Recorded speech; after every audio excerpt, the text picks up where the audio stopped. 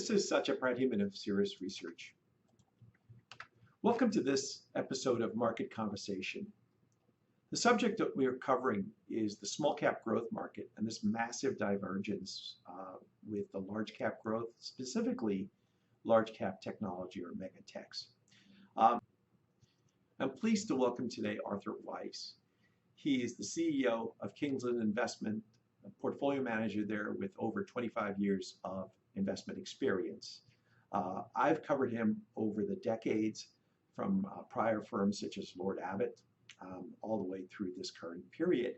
And I thought he would be a terrific person to connect with, given how challenging this environment's become. In the last 6 months, we've seen a massive performance gap that's opened between basically 7 firms, technology firms, and the rest of the market. The worst of the bunch is really what we're seeing within the smaller cap arena.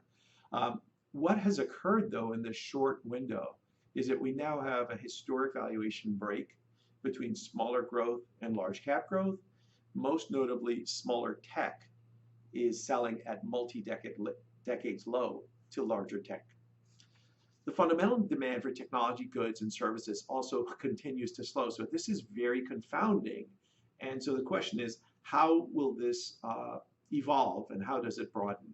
That said, our tactical work supports higher highs. This is somewhat ironic, but some of the classic measures of the technology and speculation, some of those elements that we look at remain within check. In terms of Arthur's case, the gist of it is that basically this initial wave is the beginning of a technology cycle. That said, the dispersion, the distribution of leadership is likely to broaden in a dramatic way, benefiting the smaller cap arena. I hope you enjoyed this session with Arthur. Thank you. Welcome to this episode of Market Conversation. I'm very happy to have some time with Arthur. He and I go way back over the last 20 years. I can't believe I'm saying this, from over a few different firms. We get together in this moment to talk a little bit about the subject that everybody's scratching their heads about, which is how much more do we see this technology run? Does it change? And how do we take advantage of this moment? With that, I'd love to turn it over to you, Arthur, to tell us a little bit about yourself, your process, and we could jump into it. Thank you, Satya. So I've been an investor in growth equities for a couple of decades now, and I spent a lot of that time first in the mutual fund world, which basically focuses on maximizing returns versus a particular index. It usually means that you own a little bit of each sector. You try to find the best of the best companies in some sectors, and some it is the best of what you have. I left that world to start my own firm, Kingsland Investments, about 5 years ago, with an idea of focusing on just those companies that I think could grow significantly over time. And no surprise, they really fall into just a handful of sectors, mostly technology, healthcare, some consumer discretion, some industrials, very little financials, and of course, I don't own cyclicals. With that as a backdrop, my focus has always been on finding companies that they're using these new intelligent tools of the fourth industrial revolution, artificial intelligence, big data, Internet of Things, massive quantum computing power. And these are intelligent tools that allow companies to either create new industries or displace existing businesses that are maybe not as technologically adept. And the way I see it, the first generation of these companies have been around really since the introduction of the cell phone.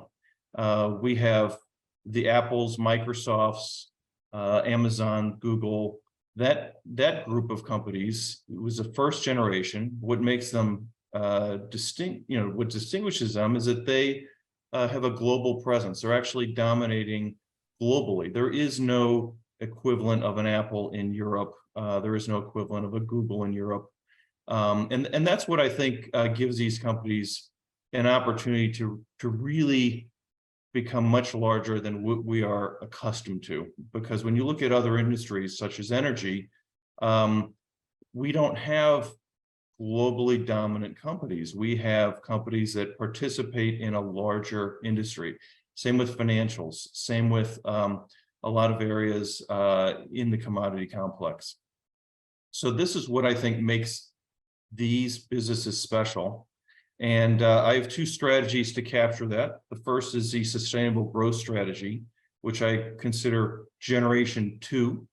I've owned Tesla and NVIDIA and Netflix in that group since the beginning. I own them because I think that their opportunities are very large, and they're much earlier than this generation 1.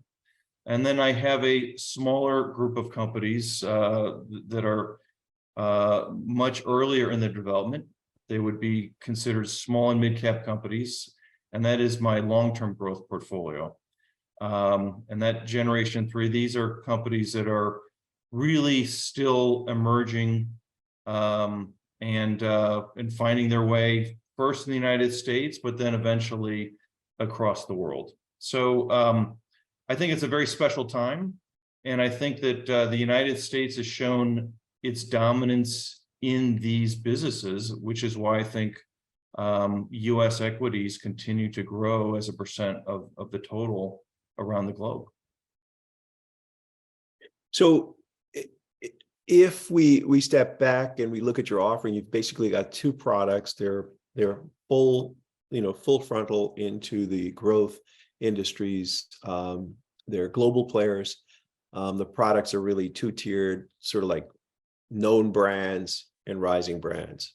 Yes. And this idea about this sort of second generation is really the highest tech, or the most the less developed, where you probably get potentially some of the best returns if we look out in the long run.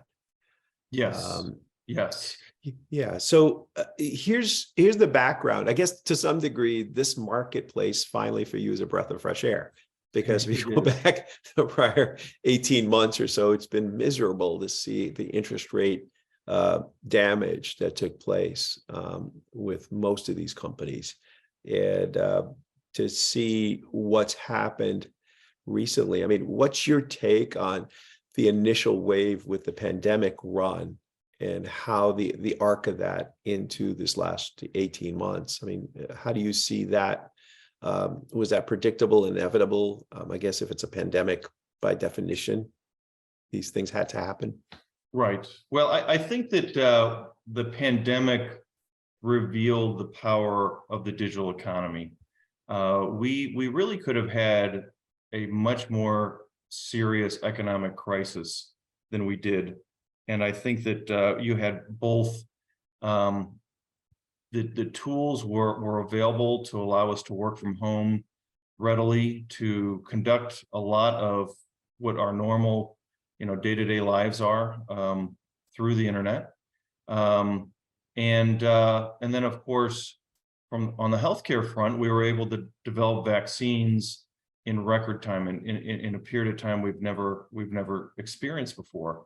All of this is showing you what the power of the digital age will bring us. But one thing that was encouraging the returns in 2020 is that we had a lot of individuals entering the market, a lot of retail investors had never really invested before. They helped push some of the most interesting technology companies to very high levels. And then we saw a dramatic contraction as the rest of the economy started to gain its footing, as the brick and mortar world was able to show a revival of their earnings power. Some of this, what we saw from the brick and mortar world, is that their greatest tool in growth is pricing power. And when we started to see some inflation, they used that to as far an extent as they could. There were many companies that pushed up prices double digit, and that, of course, did great things for their margin profile. Now, the problem with that is that it is at odds with the digital economy, which is creating deflation. Technology is making the world more efficient, which is reducing these pressures. And so we have a stock market that is fighting these two very different forces. One is the inflationary forces of the brick and mortar world are pushing, and the second is the digital economy has these deflationary pressures. And I believe that the digital economy will win. I believe that artificial intelligence has emerged this year, and what will it do? It will make us all more efficient.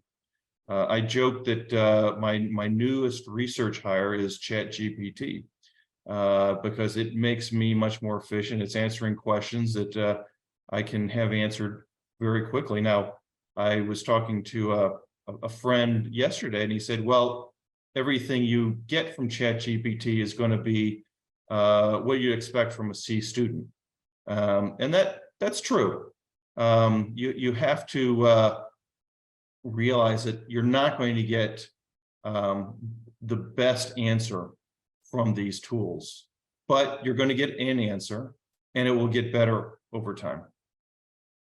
Yeah, I mean, it's clear that this technology revolution we're in is just getting started. Again, I think to some degree, if you look at the cell phone, how that's evolved, the autos. I mean, if you go from a standard car to one of the new EV cars, I sort of draw that analogy to, like the flip phone versus the iPhone.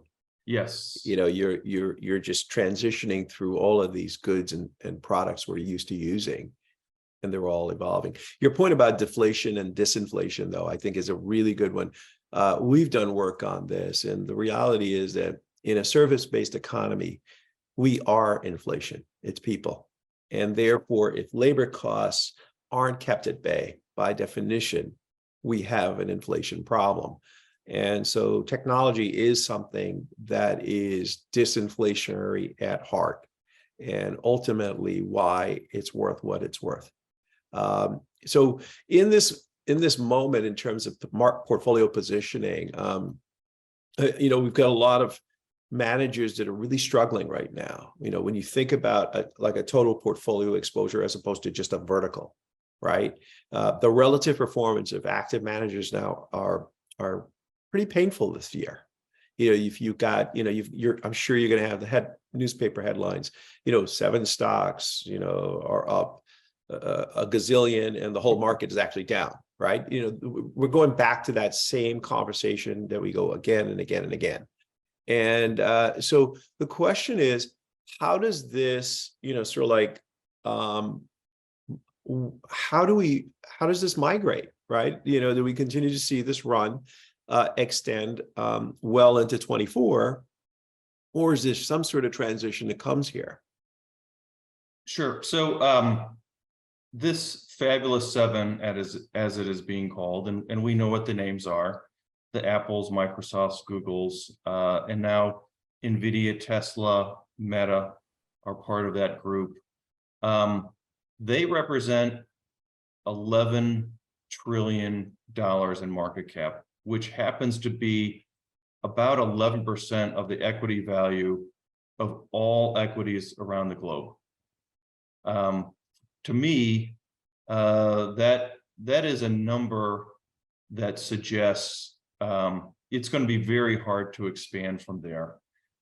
Some of these companies may be able to keep up with the popular averages, but my guess is that they're going to be more likely a source of funds into the future. Maybe not this year, but over the next several years, they will probably be a source of funds But I think that the dollars will migrate to these emerging technology companies that offer tremendous growth over the years ahead. And it is these companies that are using these intelligent tools to build their businesses.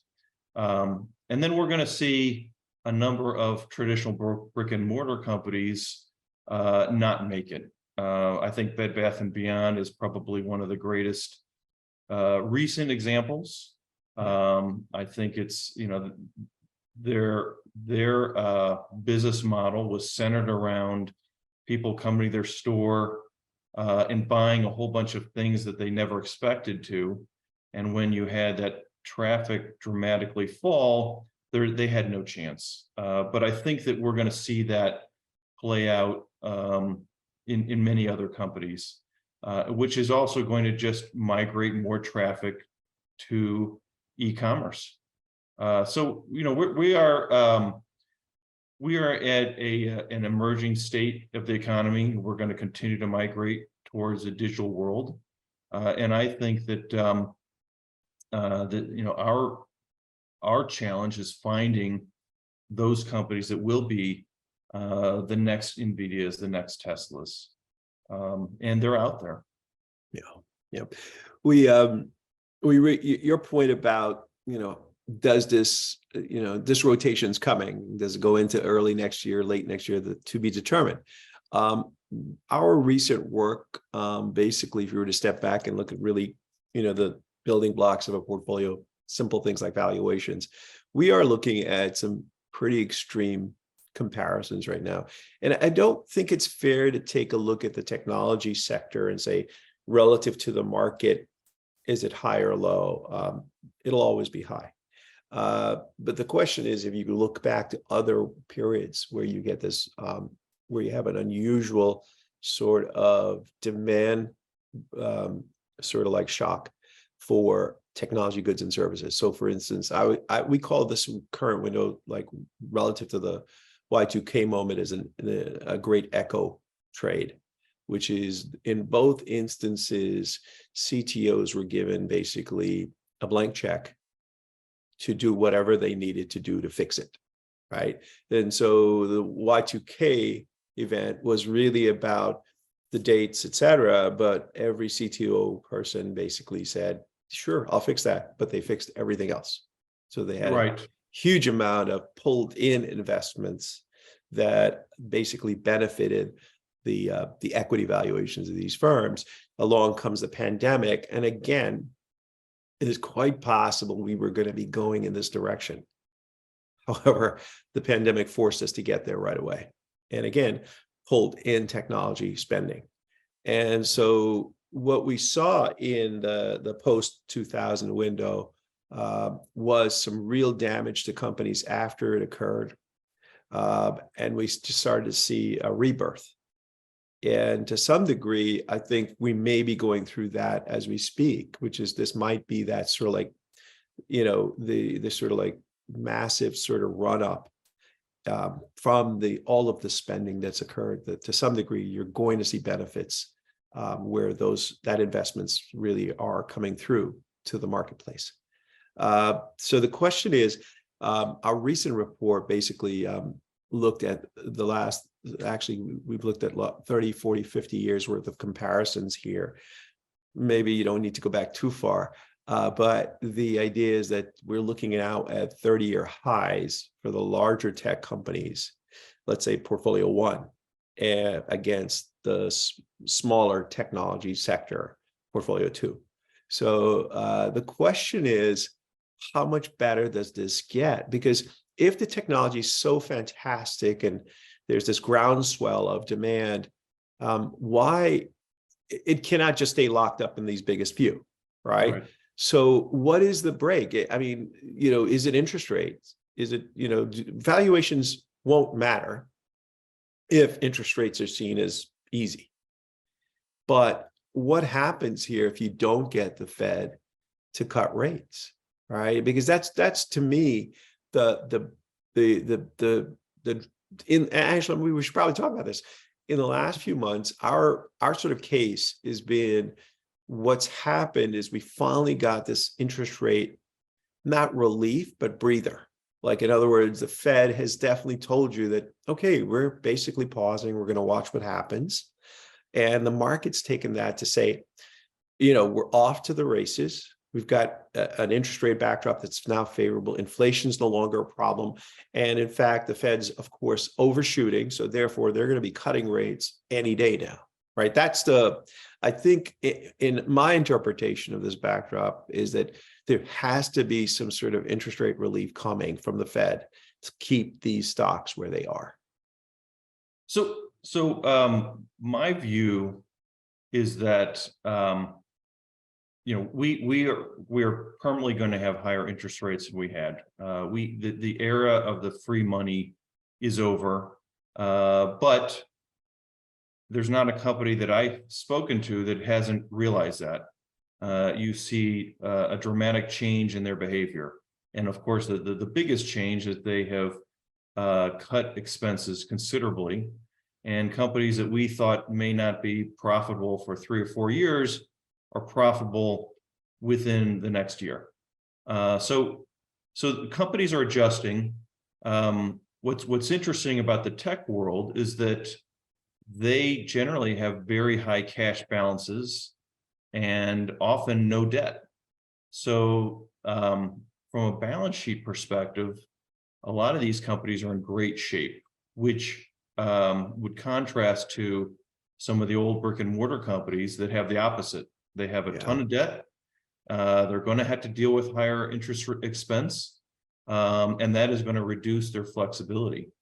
Now, in terms of IT spending, how I would say it's different from the Y2K world is that back then we were spending money on infrastructure that we had never existed before, and it's very easy to overshoot. A lot of the spending that is taking place now, a migration from the data center to the cloud, actually is self-funding in some way. You're reducing your ongoing tech expense in your data center, which often more than offsets the new expense in cloud. And most of the software companies that I deal with, they show very high returns on investment, often several 100% returns on investment. So you can get a return on that switch in a couple of months, which makes it very easy for companies to do. So I do think that you just want to make sure you're in the right spot. If you are warehousing data centers, you may be in trouble. You may find that business you thought you had is disappearing. If you are an IT service professional for the data center, you may have to find another position doing something different. I think there's going to be plenty of opportunities, but just not there. So there is a dramatic change taking place from an economic standpoint, and it is different from before. Now, to your question about what breaks these mega cap tech companies, I think having been a portfolio manager in the mutual fund world for many years, we know that the majority of mutual fund portfolio managers were underweight technology last year. They reduced technology to buy energy and consumer staples and a couple of other areas, more safety-oriented companies. They probably did too much of that. They're scrambling to rebuy tech this year.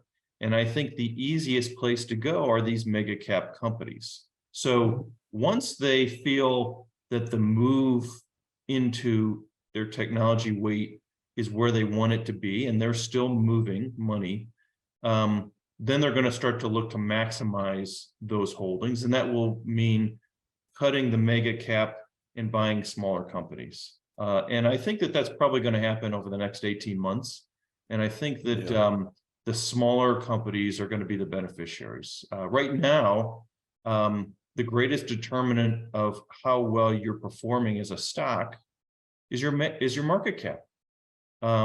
That's very unusual, and it doesn't make a lot of sense. It should have to do with the opportunity set you have, and what your company is likely going to do over the next couple of years. So that disconnect will change once people are confident that the economy is in solid footing, which I think is going to be happening as the year progresses, and that they feel that there will be, interest rates are going to be stable, and they don't have to worry about owning small cap companies, especially small cap tech companies, with interest rates continuing to move up. Yeah. It's funny. I think you touched on something that, we've sort of like been wrestling with in terms of what is it that allowed this interest. So for instance, the next hot subject here is the AI, evolution. And, in many ways, this was like a pick and shovel kind of trade. The idea is that we don't know where this thing's going, but we're going to buy semiconductors, right? Because you need that. And in some ways, this may not be that different from blockchain, in a sense that there's fantastic technology. No one's debating that. I'm going to get a piece of this thing and let's see where it goes. And the reality is that some of the evolution of this AI moment is parallel to blockchain, that it's going to take a while for this stuff to really sort of like take hold. There's still some issues here in terms of how this stuff rolls out into the real world. The technology itself is still evolving, but can the markets have a flight to fancy? And where I think the smaller companies might have been hurt is that this moment coincided with a very, very uneven economy. It coincided with a slowdown in the profit cycle. So as a result, the smaller companies aren't getting that second look yet. And so if the system is weakening, if you're worried that the Fed went too far, you're going into a recession, you're not going to chase the smaller businesses where the technology profile might be much more aggressive, much faster growing, just because you think there's going to be a pause in the CapEx cycle. Right, and there's also a lot of concern about buying something, you end up being wrong and you have to sell it when the chance that NVIDIA will be the right technology for the next couple of months is an easy decision to make. Yes. Is NVIDIA going to get a tremendously greater amount of sales for their chips over the next couple of quarters? They will. So that's an easier purchase than some of these smaller companies where you just don't know. Yeah, and I think if we step back and we look at how this has evolved, it does seem as if that you're more than likely to have this broadening. And if you go back to this sort of Y2K moment, what was going on was that post the Y2K moment was that technology spending didn't get terrible. It just flatlined. It was no longer accelerating for a few years. It's quite possible that because of this sort of like pull back in the spending, that we are getting some sort of a flattening here. And if that's the case, then the technology underneath it, I think, starts to surface, and investors get a chance to like revisit what do I do? But right now, it does feel as if we've sort of tumbled into this moment of where we've got to have some of this exposure. Let's do it quickly. Let's get liquid and worry about growth later. Yes. And I think it's important to understand that the way new technologies are adopted is generally very slowly at first and then very rapidly. If you look at the automobile over 100 years ago, it took 25 years for the automobile to go from 0% share to 10% share. And then in 10 Yeah. years, it went up north of 80% share. We saw that with just the adoption of the internet. It was really it didn't have the functionality that we had envisioned for probably about 15 years from when Netscape was first introduced to when Yeah. we really started using the internet after the financial crisis. There was a very large time differential in which it takes for people to become comfortable with these new Yeah. tools and the new functionality. And I think that's probably going to happen with AI. Yeah. Now, the one thing that is important to understand, the CEO of Datadog in his latest quarterly report mentioned that to even have a successful AI program, you need to have a digitized business. You need to put your data on the cloud. You need it to be very accessible. You need the data to be cleaned. And then that data can be used to teach AI. Well, most companies aren't even close to being at that step. So it's going to be years before the true power of what AI can be will be appreciated by us. Yeah. So, to some degree, what you're saying is, and I completely agree. I think we're very, very lucky to sort of watch these unfolding technologies impact our lives in good ways. But the reality is that markets have a tendency to rush in, potentially benefit, and then get this sort of malaise of where some of these developments will take longer, but the sort of investment rates have gone up so far that there is a disappointment there. And to some degree, that is the sort of great broadening of markets, right? Because we stuff ourselves into a few names, and then we begin to look for real opportunities, real breakthroughs, and then we begin to sort of parcel out this market cap. Yes. So to some degree, yeah. So to some degree, I mean, I think this is an interesting chapter. The equity strategy guy in me, though, thinks that this fall is going to be super, super interesting, because to get the multiples where they are today, we are now, in our work from the published report, we just pierced the 30-year highs of large tech to small tech multiples in any measure. And in that instance, you do need some macro support. Either the spending accelerates in a big way, which we don't see it occurring quite that way because of a lot of some of the industrial spending that we're also witnessing, or you get this massive interest rate relief rally, which, I think we can debate that one. But I think in the next 6-9 months, this gets really, really interesting. I can't stop here because I gotta get to the most fun part of your job, which is of the like technologies or the industries or companies you're looking at. Are there a couple of things that really excite you in terms of how you're positioning a portfolio without sharing, more than you need to? Sure. Well, I think that soon after AI became, the thing that everyone was discussing, we had these roadkill list, AI roadkill lists coming out from various large brokerage firms, and not surprisingly, they were all full of technology companies. I think that the disconnect here is that we have so much work to do to make AI effective.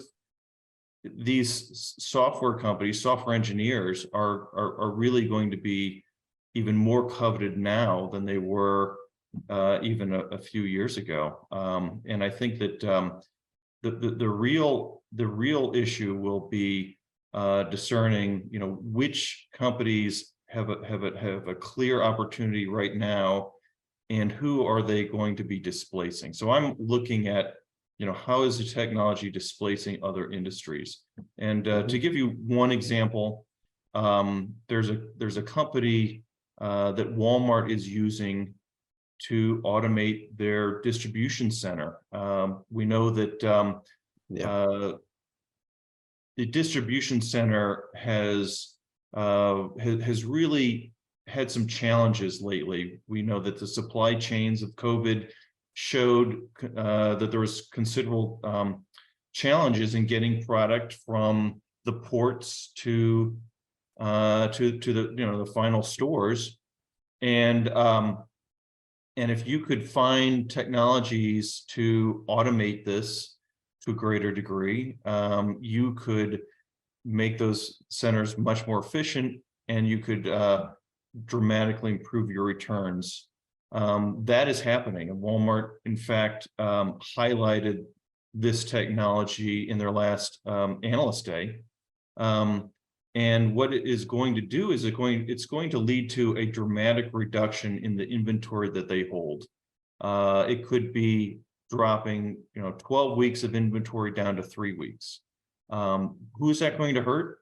Well, that's going to hurt the consumer product companies, the P&Gs, those that rely on the Walmarts of the world. That's going to hurt the Campbell Soups. So I think the roadkill of AI is going to be more on the brick and mortar side than it is going to be on the technology side, and that is what I would really think about as you adjust your portfolios. Yeah. So what you're saying is that the firms that are the new technologies, taking advantage of the cloud, AI, et cetera, that have become inputs to brick and mortar, that ends up, one, allowing the Walmarts and the average company to get far, far further. And at the same time, who's on the losing side of this? Yes. Yes. And Awesome. I think that Elon Musk he's spoken about this many times, how inefficient the commodities industry is. He said that the average piece of metal goes around the globe 6 times before it finally is a finished product in something that we buy. There's just tremendous inefficiencies that will all be squeezed out by AI, and that is going to change the fortunes of some companies in a very positive way, and others in a very negative way. And it's just something to consider. Yeah. I mean, I think this current marketplace is pretty humbling. Just when you've written the sort of the closing chapter on how the technology sector has run, you've got, lo and behold, just in 3 months, you've got a completely new cycle, it feels like. So, as a strategist, I'm always humbled. But I am super excited to see how this rotation occurs. I'm pretty sure we have got a massive rotation that's likely to surface in the growth sector. And, potentially the companies you're looking at are most likely to benefit from some of this broadening. Yes. Well, my North Star in my portfolios is revenue growth. And of course, these companies need to have a great business model. They don't have to be earning, they don't have to have positive income right now, but they have to have a very scalable business model, and that positive earnings should appear very shortly. But I think that that will be the telltale sign is who is growing and who is shrinking. A shrinking business is almost impossible to manage. Everything is going against you. A growing business is much easier to manage, and allows you to really think about the investments you're making and maximize them. So I think we're going to see a resurgence in growth, but it's not going to be all growth. There's going to be plenty of companies that that just don't make it. We talked about the electric vehicle market at the beginning of this conversation. I think that there will be a lot of surprises in who succeeds and who fails.